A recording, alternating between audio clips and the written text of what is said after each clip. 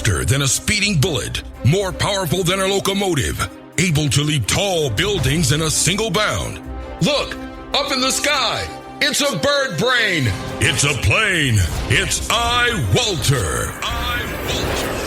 Yes, it's iWalter, strange visitor from another planet who came to Earth with powers and abilities far beyond those of mortal men. iWalter, who can change the course of mighty rivers, bend ears with his annoying voice, and who disguised as Walter Interranti, mild-mannered janitor for a great metropolitan newspaper, fights a never-ending battle for truth, nonsense, and the American way. And now, another exciting episode in the adventures of iWalter. Hey everyone, it's Walter. You know what? I turned up my level tonight on doing a podcast. Normally I kind of adjusted every podcast, so sometimes it's kind of low from the intro, like it's a lower volume, and then other times it's really loud. So tonight I kind of turned it up quite a bit, so hopefully it sounds all right. You know what? It was like, I say this, I'm like a broken record every week. I keep on telling myself, like, I don't know what to make a podcast on. So it was one of those deals again, and I was actually undecided. Like, sometimes it just comes to me at the end of the week, like something just jumps in my head, an idea, and I run with it, and I name the podcast that. So tonight I was like, you know what, I'm undecided on a podcast name, so I might just call it Undecided Podcast. So I'm like looking for things that might relate to that. And then lo and behold, there was a little picture I found on Facebook. I mean, not on Facebook, on a Google search. And it was actually called Undecided Podcast. I was like, yeah, this is perfect. I don't even have to do anything. I'll just slap my name on there and I'm done. And by the way, that's exactly what I did. So yeah, I had nothing to do with, minus putting my little slogan on there was about all I did. It was perfect. That being said, I really don't have anything to talk about, so I wanted to reach out there. I didn't realize anybody actually was going to listen to me, so I'm going to throw it out to right away. Dan Gauger. I work with him at my new job. And he listened to the podcast, and he thought I was talking about him, which made me feel really bad. I was actually talking about another Dan at work who had told me a couple weeks ago he wanted to do a podcast with me. But I saw him last night, this other Dan. There's like 3 Dans at our job, and it kind of can get confusing. I mean, Dan's a common name, but I've never had 3 in a row, and I work in a very small place. So I wanted to throw that out there for Dan. It was kind of funny. I was trying to look for, maybe I can just dig up a couple stories or something like that, which honestly I really couldn't. Oh, excuse me. So I found this thing. It's for like pet lovers and stuff, animal lovers. Something came up on my Facebook page because I was kind of digging through. I was like digging the bottom of the barrel for stories. And the story is scared rabbit abandoned in box clings to favorite teddy bear. So that just really got to me. I thought it was pretty funny. Kind of cool, actually. Let me look at it's for animal people. But yeah, it's an animal lover site. I've never seen that. I've seen, I always get picked on because I got a bunch of stuffed animals, but there's a lot of animals who love stuffed animals, and this time it's like a long-haired rabbit. Or I mean, not a long-haired, a long-eared rabbit. Is there such a thing? Yeah, it says, I haven't done this in such a long time, and I'm not going to start it now, but I'm going to read a little bit. When someone spotted a box on the side of the road in London last week, they were alarmed when they thought they saw something moving around inside. Well, inside of it. The Good Samaritan went over to take a closer look and was stunned to discover a rabbit hopping around inside the box, holding a teddy bear. Shocked that someone could abandon such a sweet rabbit all alone in the cold, the Good Samaritan brought the rabbit home and then contacted the RSPCA for help. Lisa Miller, an animal collection officer with the RSPCA, drove out to the home as soon as she got the call and collected the poor rabbit, later named Nigel. He looked so sweet hopping around carrying his little teddy bear, Miller said in a press release. He clearly was quite attached to the bear. So much, so he must have been living in the home before this. But basically somebody gave him. So he was living at home before this. So it goes on to say that, which is interesting. I don't know what makes people, myself, I can't really answer that, cling to stuffed animals, but this rabbit was, basically left aside on the side of a road in a box, and left with his, of all things, I've never heard of a rabbit, having toys, which is interesting. It makes me think, it doesn't matter. I guess all creatures have some type of connection, and especially even to stuffed animals. And this particular story is about a rabbit who, they show a couple pictures of the rabbit. He's he or she, I don't know if it was a male or female, is clinging to this rabbit. To this stuffed teddy bear. So it's kind of like a cool story. It's unusual, I guess, but it was kind of interesting. It definitely pulls at the heartstrings. So I just wanted to kind of throw that out there. I'm just so sick of the whole political thing, I know, but mainly that's what a lot of my shows are.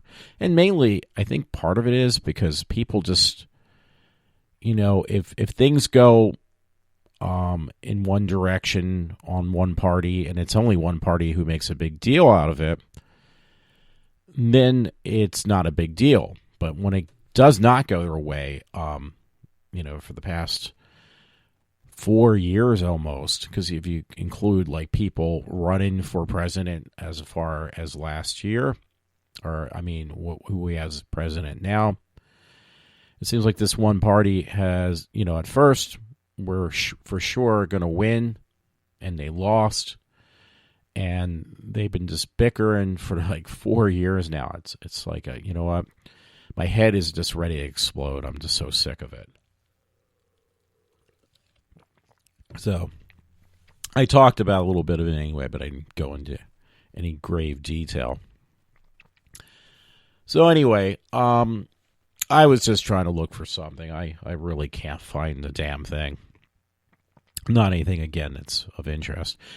What I've been trying to track down almost every night was about Jodie Whittaker being Doctor Who, because there was a leaked story that said that they may put one on this year for 2019. They did one episode. In fact, the other night I was up almost until the next morning because I was wound up watching a couple things, and I was like, you know what, let me watch. It's very rare with the new Doctor Who's, the new episodes, that I actually see any that I really need to watch more than once, because they're all right. And I think there was a couple that I really enjoyed, not many, but a couple, and he was only on for one season, with Christopher Eccleston. And I was so happy to see Doctor Who back. He was really cool, but then he kind of didn't want to be typecast, so he kind of bailed out after 1 year. He said, that's enough. I'm not going to do another season. So that was a little bit of a disappointment. I do like the other Doctor Who's. I think David Tennant did a really, good job with it. He kind of reminded me of old school Doctor Who. So I didn't have a problem with that. But the one issue I had, even with Eccleston and the rest of the new actors, minus Peter Capaldi, was they always seemed like it was an intimate kind of sexual tension between Doctor Who and the companion, and it was like that was never there before. And that whole thing kind of, I think, got started from years ago when Fox made a Doctor Who motion picture for TV. It was a made-for-TV movie when BBC sold, let go of the rights for a movie to be produced in the U.S., Doctor Who movie. And, it seems like every American show, the first thing they want to incorporate is, some type of sexual tension between the main protagonist in these movies or TV shows even. So that was the one thing that I just didn't appreciate about that movie, and it was kind of a disappointment when it did get picked up as, from that point on, as a TV series. It didn't do that well, and it's kind of understandably, why, because they kind of incorporated stuff that made it too American-like, and one of the things is sexual tension between the Doctor and the companion.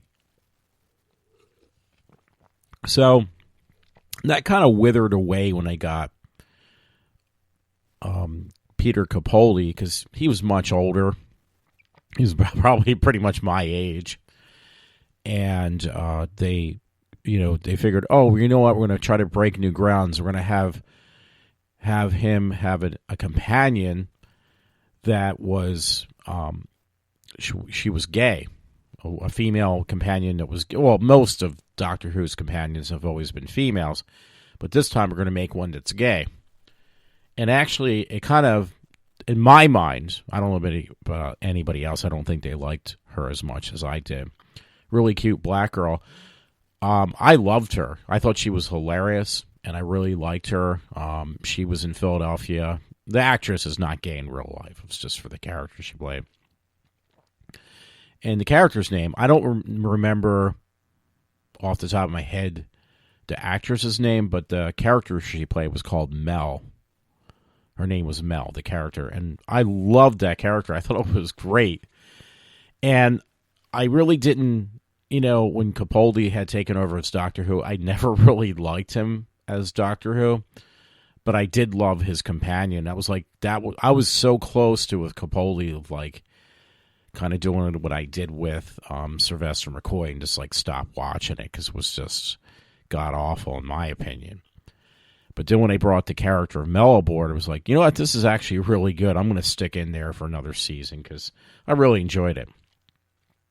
So, but I know I was a little bit, I'm going to admit to this, I was a little bit worried about having a female Doctor Who. It was something that had started years ago with Tom Baker. He started this thing as a joke and kind of serious, like in a serious way, because when Tom Baker did it, had been in the role for like 7 years. Before his 7th year was done, he basically said, I'm done with it. And the main reason was because of John Nathan Turner just being an ass, and I think. So Tom Baker just kind of tried to throw a wrench in that whole thing that, we're going to have another male actor play the part.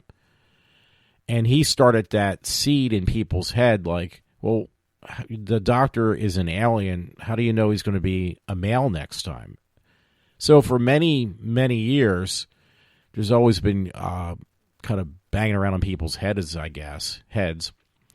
that, hey, the next Doctor Who could possibly be somebody of a different origin, different nationality, and even a female. So, I was a little bit skeptic when I heard, well, they were going to finally go through with it and make the first Doctor Who a female, because I didn't really know much about Jodie Whittaker. So then I kind of did some, I watched, she was on some show, she played a doctor on some show in Britain, and I thought it was all right. It's free if you have, like, those streaming services. And I couldn't really watch it. It was just not any interest to me. Of any interest. I probably didn't give it a chance. And then I saw her in some independent film, she did. Something about adulthood. She played like a grown adult who was stuck in a child's body. And it was actually really good. The worst part was, I think it's called Lessons of Adulthood or something. I can't remember. If anybody's actually interested in knowing, you can just look under Jodie Whittaker's history of film work.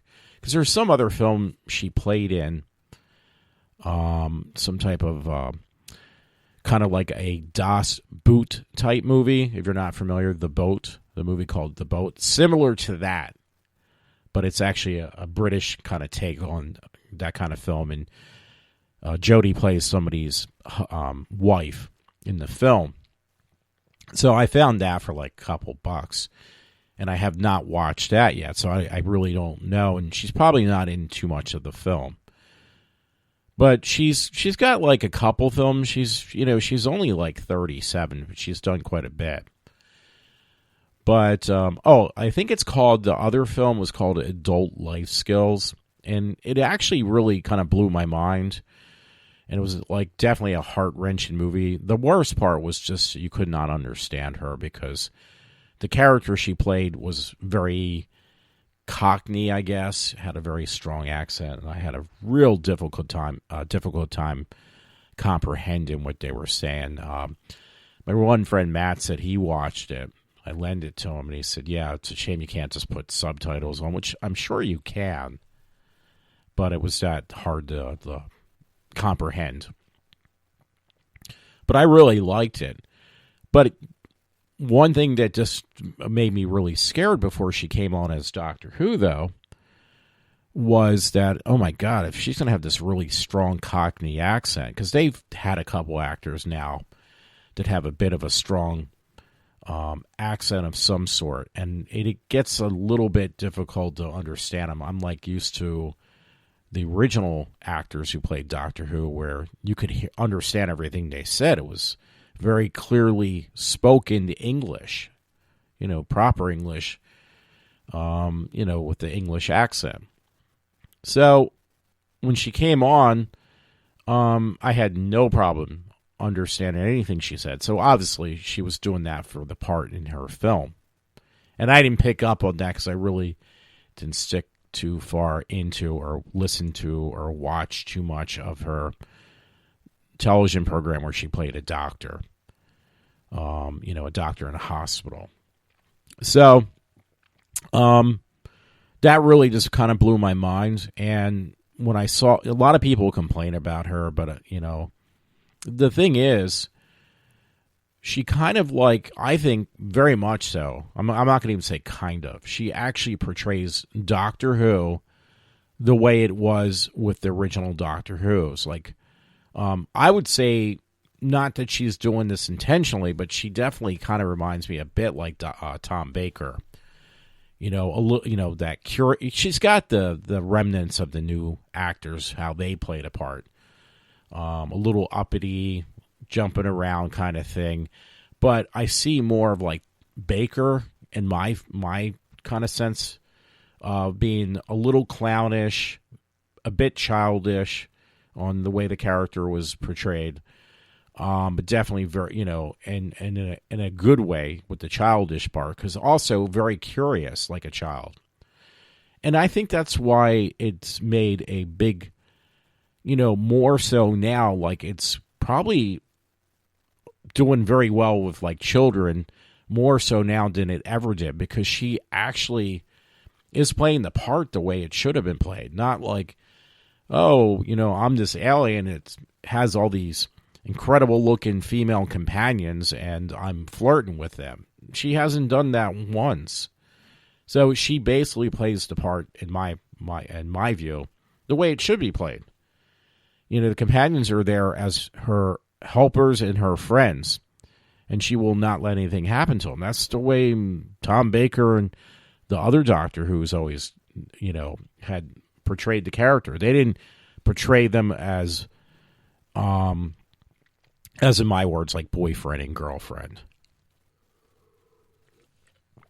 Now, there's been rumors and speculations that there could be any of in this new series of Doctor Who companions one or two might make a cameo appearance, and by doing so, it would be like that sexual tension, which I don't want to see. I really hope they don't do that. And what I've seen from Jodie Whittaker, I don't think she would do that either. And it would probably crush a lot of little kids, too, I would think. You know, because it definitely put family back into, like, family programming. Because that's what Doctor Who was, too. It was like a family program. It wasn't trying to, you know, back in the day, it wasn't trying to be as politically correct as it had became in the recent new series. Minus hers. Because I really enjoyed it. So... yeah, so anyway, the reason I'm going off about this, I once again tonight I looked for something on, you know, hey, is there anything about maybe, because they said like probably around Thanksgiving on the date that Doctor Who was first aired, there might be something, maybe possibly a new episode of Doctor Who. Nobody really knows. And if, for those who don't know, the first episode of Doctor Who was aired November, I believe it was November 23rd, 1963, and at that very same time, a lot of people didn't tune into the original very first episode of Unearthly Child of Doctor Who because John F. Kennedy was just shot. So they said that was the shot that was felt around the world. So a lot of people didn't tune in because even in England they were more engrossed and interested in finding out what happened to John F. Kennedy. So they end up airing it a week later. So that being said, by the way, yeah, that's like the anniversary date. They really haven't touched that in many years on the way the seasons kind of go. And I think they said this year there's been speculation. People have really just been hyped that are Doctor Who fans on the web, really hoping to see something new, you know, before the end of the year. By 2020, there will be more episodes of Doctor Who, but not this year. And they actually kind of toyed around. There might be another one which is what they did for the New Year's Day special they did this year that passed. On New Year's Day, they had a Doctor Who episode with a dialect. It's a dialect. You know, the robots, the pepper pot monsters. And I loved it because that's what kept me up the other night. I was like, yeah, I want to watch one. I can watch any of those Doctor Who episodes and I'll turn it on, and it's really, really difficult for me to turn it back off with her because I just really enjoy her episodes. So it got to the point, though, it's like, you know what, I really need to go to bed. I'm only going to get like 3 hours of sleep, so I end up kind of turning it off almost. But it was like 3/4 of the way through the episode. It was a New Year's Day special episode. And people were complaining about that, by the way, too. They were saying, oh, they're not doing Christmas specials anymore because the new series brought forth doing New Year's Day specials. I mean, Christmas Day specials. I apologize. I messed up. So it was like a week later. And it's like, I really don't care because I'm going to have to go a whole year without seeing any new episodes. And I really enjoy the show with her. So I'm almost hoping for another one. It wouldn't hurt because the seasons are kind of short anyway. They're only like 13, possibly 14 episodes. So that would have been kind of nice to have one just before the end of the year, like a second one. So anyway, I actually bought from England. I bought it directly. Every year for many years, they have this thing for kids, a fundraiser for kids. And this year they got Jodie Whittaker from, Doctor Who, David Tennant, and some other folks from, entertainers from England, actresses, to put out like an album with cover songs. So Jodie on this thing for, fundraising for kids that have ailments. I forget exactly what it is, But she covered the song Yellow.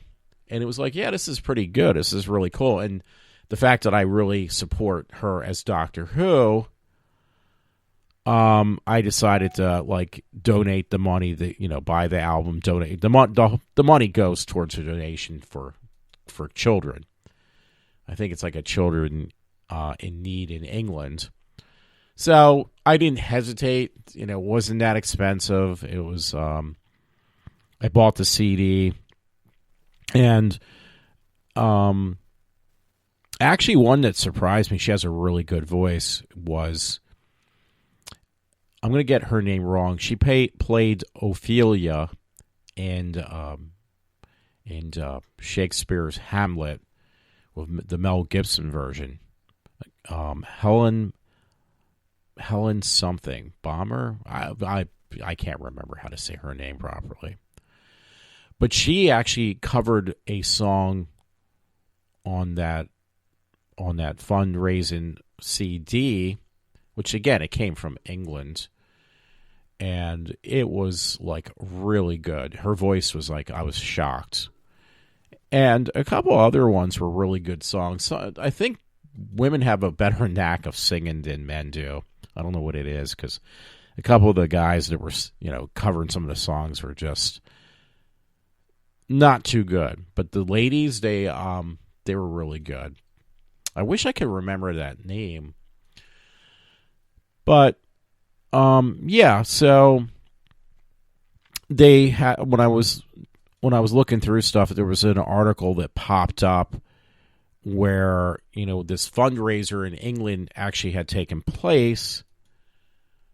And I'm trying to find where I laid it now.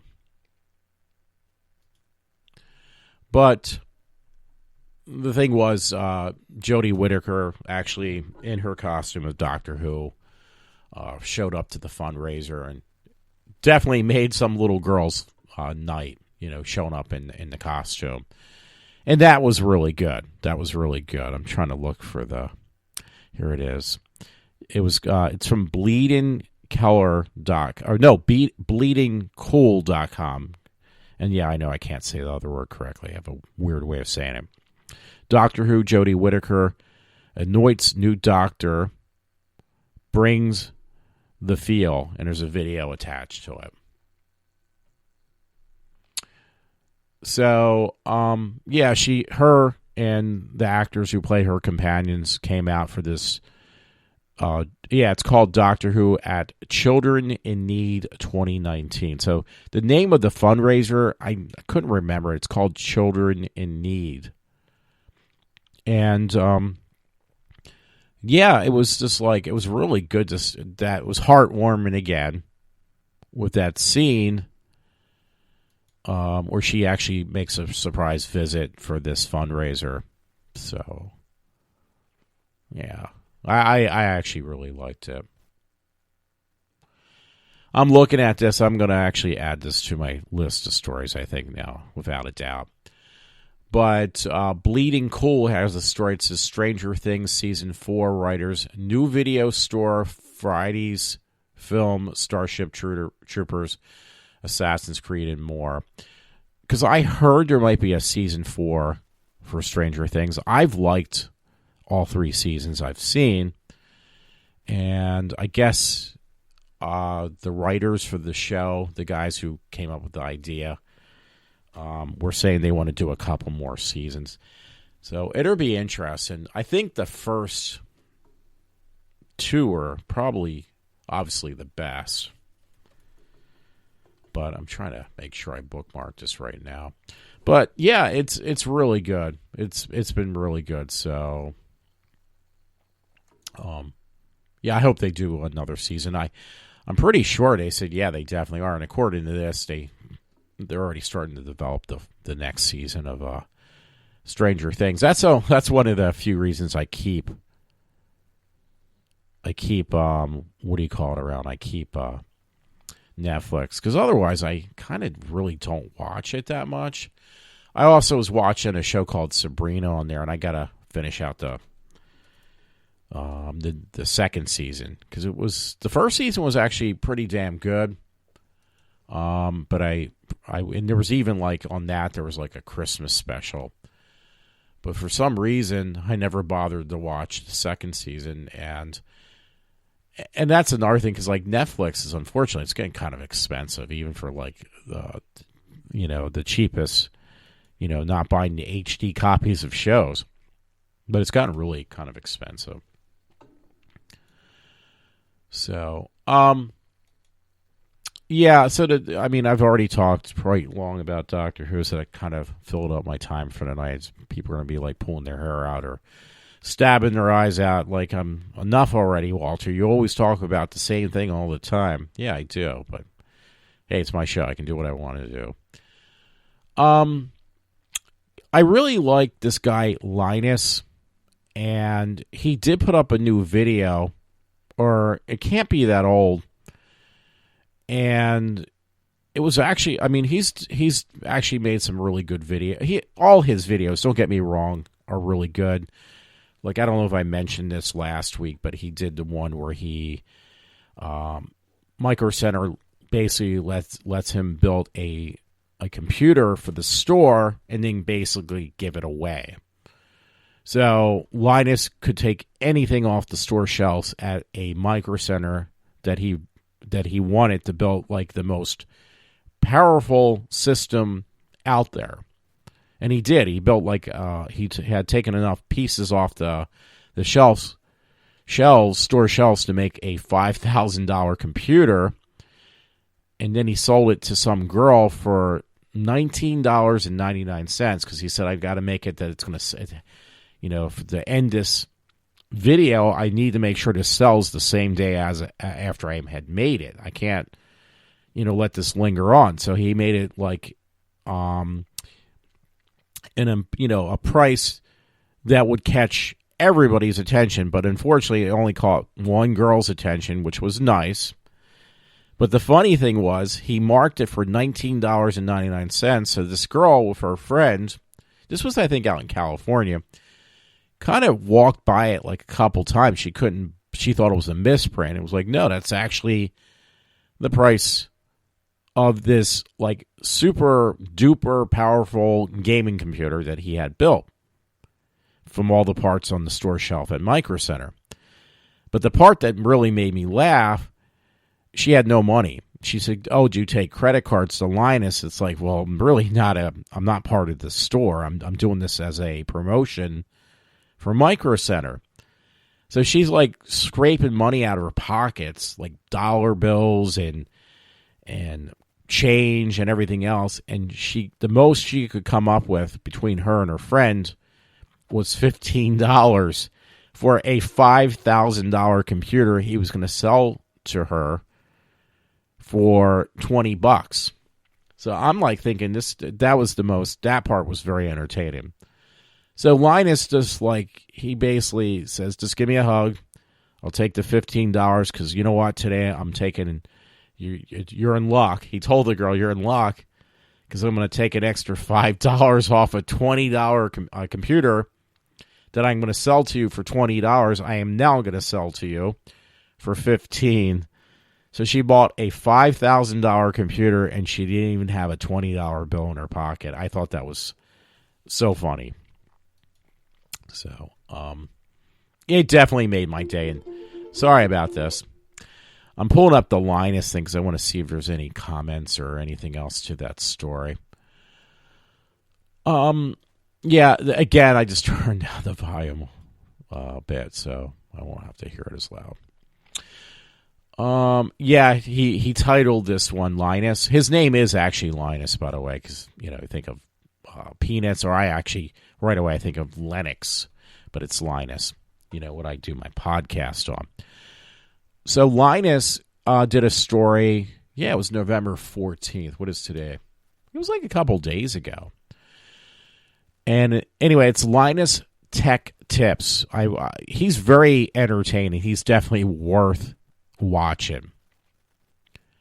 But he did one, and it's titled, Intel Could Take Years to Catch Up on AMD's new Ryzen 9 3950X, and his review.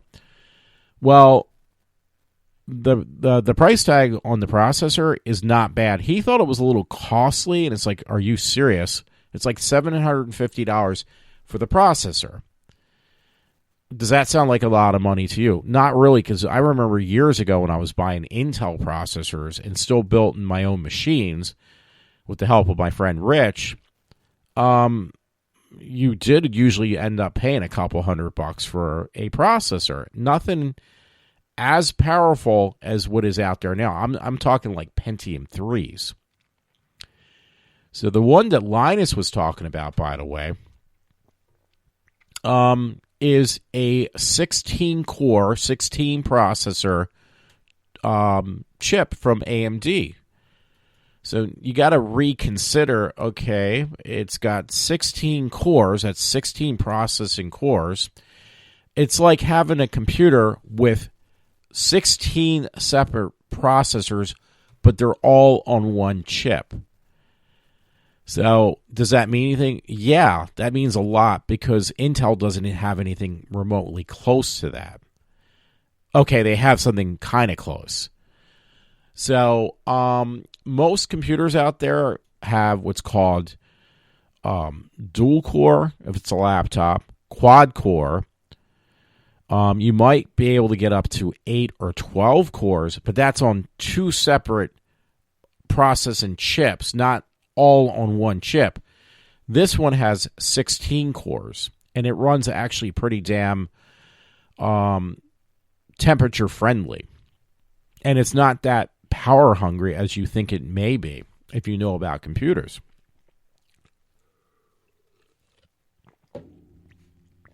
So, yeah, I watched the whole video. It was actually really good.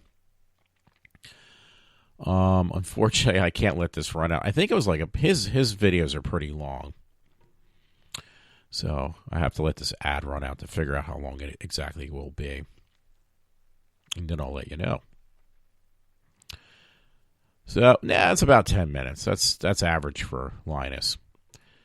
So, yeah, a 16-core processor, and it's mainly for, if you want a power horse machine, if you want to do any type of compiling or rendering of video, it does an incredible job at like a fraction of the time that Intel would take, which is really good. Plus, it's cheap. Cheaper than Intel, and to buy like a motherboard and everything else, it's not going to put you in the poorhouse. It really will not put you in the poorhouse. So yeah, I mean, that's like really interesting, this new chip. And it's called, again, the Ryzen 9 3950X. I want to see if I can kind of find some prices on this stuff. Okay, yeah, he was quoting like around $750, but I'm looking right now. There's a place that actually has it for $539, which is a lot cheaper. But yeah, this is what you call a powerhouse. It actually kind of dropped his jaw on what's underneath the hood of this thing. I'm looking at AMD's website right now on this particular chip. It says CPU cores 16, speeds up to 4.7 gigahertz, which is really good. L3 cache is 64 megs. It's in the socket is in AM4, and it's 105 watts by default, which isn't that much. L1 cache is 1 meg. And believe it or not, this is like for people that are real geeks. It's an unlocked processor chip, which means you can overclock it. That's really good. Okay, yeah, your base speed is on this chipset with the 16 cores is 3.5. Total L2 cache is 8 megs. That's just like, that is unbelievable. There's no other way to put it. And the price is actually really good. I mean, it may seem awfully expensive. Actually, it's just built for you, designed to win the world's most powerful 16-core processor. Sign up to be notified of product when available. So right now, it looks like they're sold out. I thought it was going to be like a giveaway contest, but No, not that lucky. But still, that's a really good price. It's really incredible. You know what? That's what kind of scares me now, because Apple has not released it yet. They're going to put out a brand new computer this year, and it's the Mac Pro desktop, which base model is $6,000, and to get it running the way that it should is more like $50,000. I'm not joking. So, and I mean, when you compare that, I mean, the only thing that is keeping me on like running Mac computers and laptops, I like the way the hardware looks aesthetically, and also I just like the software on the operating system. It's very easy to use, but it's going to get more and more difficult to use something that's so god-awful expensive to buy when you can build your own machine once again for like nickels, pennies on what you're paying for a Mac system. I haven't gone there yet, and I really don't want to go back to Windows. And that's why, like, when I do my podcasts, I do those on a what I call my Linux laptop box, because I just don't like Windows. I don't like it at all. And but it's getting really difficult. I really kind of wish that Apple would kind of make an open sourced, or no, not an open source, but give people a choice of, you know, more than just running, because pretty soon you're going to be running Apple branded processor chips. And I don't like that idea, because they did that in the past. I don't like the idea, or, you know, that this thing that you only could run Intel-based chips, because that's all Apple decided to go with. Now, their phones, by the way, the chips that are in your phone, they're called, I believe, an ARM chip.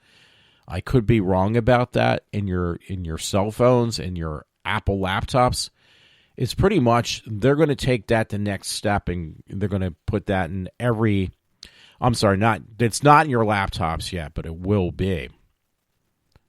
And what they're doing now is they're putting it into the iPads and the iPhones. But by the next couple of years, they want to put those chips that are all, it's going to be 100% Apple through and through into their laptops. And it's going to be eventually probably go forth and be in their desktops. So that kind of bothers me. I do like Apple stuff. In the past, it was really, really good. And it was always expensive, but not as expensive as it has become in these recent years. So, but if AMD continues to strive and make really good processors, I might just try to force myself to run a Linux-based machine. And, you know, for things I can't really do under Linux, I'll just run it on Windows, because I really don't want to go back to Windows full-time again. I couldn't do that. So anyway, there was like one other note, you know, I wanted to talk about. Friend Matt, I told him, hey, you know, you should check out this story that I watched. A woman at work recommended to me, a woman that I work with. Her name's Kathy, and she says, I've been watching all these Twilight Zones, you know, and I'm going to watch them again. And she says I end up falling asleep through, because she watches them like I do when I get home from work. We work the same shift. We work second shift at our job. And she said, yeah, there's a couple that I've never seen before. And I even asked her, I said, well, what are you going to do now that you watch them all? She says, I'm going to watch them again, because most of them not intentionally, you're just tired when you get home from work. I end up falling asleep, and I missed a lot of them, or a lot of the storyline. So I'm going to kind of go through it again and see what I missed. I was like, okay, that's pretty cool. So she recommended, there was one episode from season 5, and you know, that wasn't really an episode. It was a short story, a short movie that won the Cannes Film Fest in 1964. And she said, you know, I said, I have to kind of look at this because, you kind of got me intrigued. It's about the Civil War, the story that Serlin put on this one Twilight Zone. It was called An Occurrence at Owl Creek Bridge. Never heard of it before. So, guy at work, Joe Shields, and then another friend of mine's, Matt Torrance, had told me, yeah, that's a short story. It's about a guy who gets captured during the Civil War, and he's going to get hung from this bridge, and they make you believe that he escaped from his hanging, like the noose was too long. And I won't say anymore. I mean, it's over 200 years old, so if you haven't, well, okay, maybe not 200 years. It's about over 100 years old. It's well over 100 years old, the story. So, not from the Twilight Zone, but I mean the time frame and where the original origins, where it came from. So, I want to look at it. So, anyway, the guy who wrote the story, he wrote many stories that were kind of really interesting, kind of surreal, was Ambrose Bierce. Ambrose Bierce. Am I saying that correctly, Matt?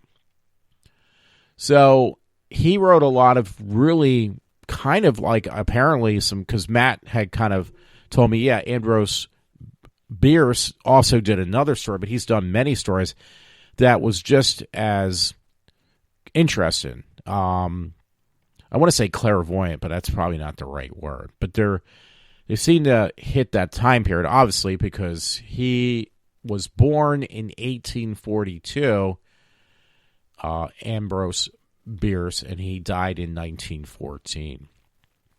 So, obviously, the time period is, his stories are a reflection of that time period.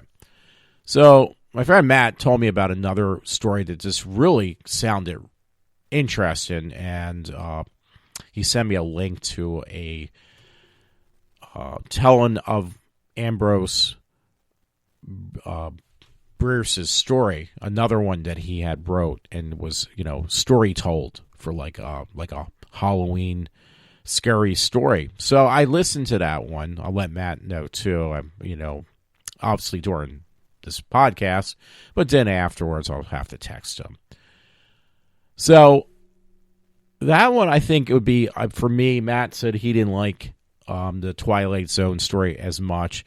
See, I'm more of a visual person. So for me, seeing something means more to me than just hearing it. Now, I think, Matt, you did say about reading it. Now, that I would agree with. I remember when I was in college, back eons ago, a lot of the stories that we were forced to read were actually really good.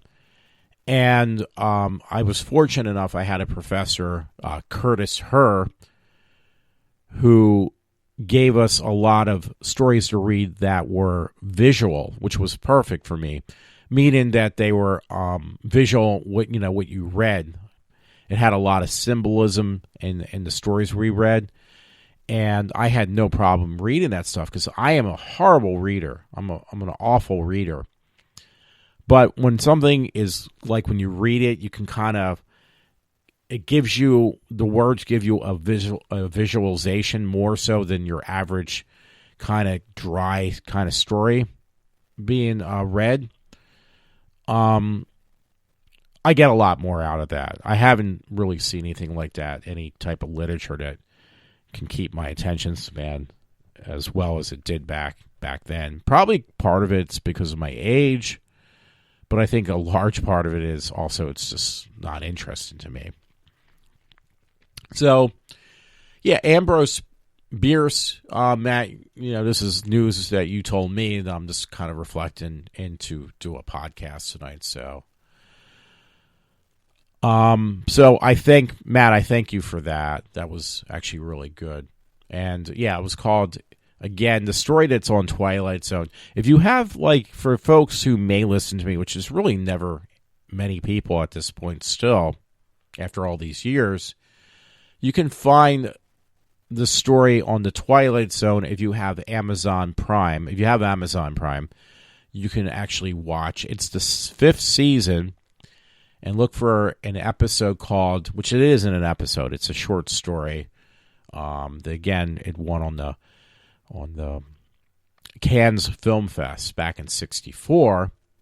It's called An Occurrence at Owl Creek Bridge. So, there's really, I can actually end it, and it's going to be a little shy of an hour, but not by much.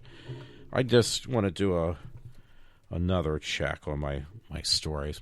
I think tonight I accurately predicted that I would have nothing to talk about. So, for once, I named it correctly.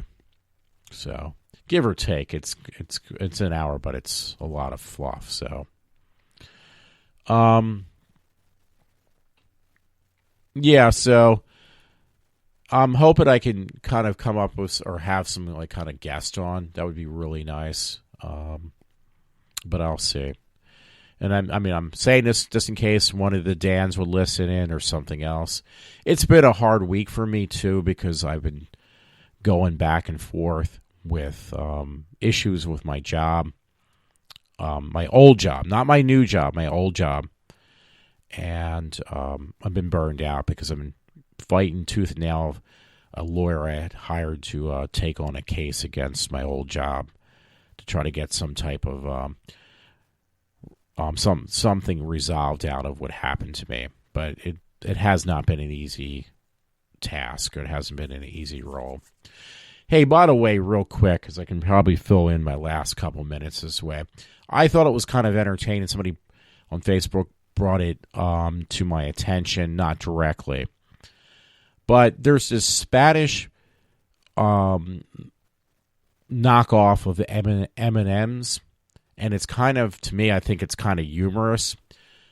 But I think it's called Contagios. And it says, because I've pulled up some articles on it, but apparently, this is in Spain, this candy. It says, I don't think I'm saying the name of the candy right, but it looks like Contagios are Spanish versions of M&Ms that are chocolate-covered peanut snacks. And I do like chocolate-covered peanuts. But the problem is, it is racially wrong with the package. It shows big-lipped, old-style Africans from, like, Africa in a cartoon way for this candy. So I was just curious, like, wow, I can't believe that. Like, in today's times, that in Spain they would actually were able to, like, continue to keep the packaging the same, but it looks like they have. At least a few years back they have. But I actually did look on Amazon because I couldn't find. I was just curious. I was trying to track it down. Can you really buy this? So I did track it down at amazon.com.uk, where, yeah, you can buy the bag of candy. It's like $10, 10 British gold pounds, and it gets imported from Spain. The candy gets imported from Spain. So I was like, wow, how much would this cost? Because I want to see how, they say that the candy is actually it tastes really good. And that was like, yeah, I'm not going to even just try to see what this candy tastes like. And I'm curious if the packaging is still the same, because it is getting imported from Spain, and it's just for a small bag of candy. So it's about, the money currency difference between England and U.S. is very little right now. But it would cost like $60 to ship it over to the U.S., or about $50. So right there, it's like, yeah, a small bag of candy that's like the size of a box of M&Ms, I'm not going to pay $70 for it. No way. No way. I don't care how good it is. It better give me an orgasm after eating one candy thing, and even then I wouldn't do it. So, hey, by the way, real quick, Patch.com, this local Patch.com, Kate Winslet is in our area of the Philadelphia area. So Matt, my friend Matt, talked about the other day. Says, "Oh, I'm gonna jokingly says I'm going to see if I can pick up Kate Winslet. She might need a lift ride." But it says new HBO series now filming in Chester County. A new HBO series starring Kate Winslet as a small-town Pennsylvania detective is now filming in Chester County. So Chester County, Pennsylvania. So she's in our neck of the woods somewhere. Who knows where? And I would think that most people, Kate Winslet, she played in Titanic and everything like that. Most people probably on the streets, I would seriously doubt they probably recognize her. I kind of would doubt that. She kind of blends into the crowd, minus that she would have a British accent too, because I know in Titanic she didn't, but she's British, I believe. So, and even that wouldn't be enough to kind of like find her out. So anyway, that should be enough for tonight, right? For my stories, and wish me luck because I'm really hoping for a new Doctor Who in the coming week. And that being said, it's the 17th. We're not that far away from Thanksgiving at this point. In fact, it's usually the last Thursday in November, and it looks like not this Thursday, but it's 2 weeks away is Thanksgiving, so that'll be pretty interesting. And I'll have a long weekend. Maybe I'll do a podcast a little bit more with more storyline to it than me just talking about the same thing all the time. I seriously doubt it, but you never know. And plus, I'll find out about Doctor Who by the end of this week, hopefully, what's going on with the new Doctor Who. So anyway, everyone, if you tune into my show, I appreciate it. I appreciate people listening to me. But other than that, thanks a lot for listening to me. If you do, and I will be back hopefully in another week. This is Walter from iWalter. I'm going to sign off for now.